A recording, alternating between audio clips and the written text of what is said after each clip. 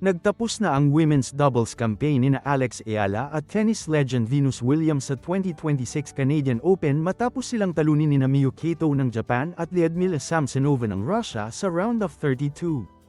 Lumaban ang tambalan ni Ayala at Williams, ngunit nanaig sina Kato at Samsonova sa straight sets, 6-4, 6-3 upang tuldukan ang kanilang doubles run sa Toronto. Naging espesyal pa rin ang pagkakataon para sa 21 anyos na si Ayala na makalaro ang isa sa mga pinakamatagumpay na manlalaro sa kasaysayan ng tennis.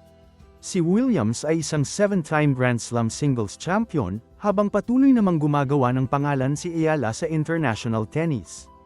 Dumating si Ayala sa Toronto bitbit ang momentum mula sa kanyang makasaysayang pagkapanalo ng unang WTA Tour singles title sa Mubadala DC Open at pag-akyat sa World number 20.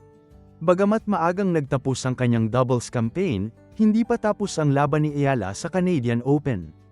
Nananatili siyang buhay sa women's singles matapos talunin ng Amerikanang si Alicia Parks sa round of 64. Susunod na makakaharap ni Ayala ang Amerikanang si Catherine McNally sa round of 32, kung saan nakataya ang pwesto sa round of 16.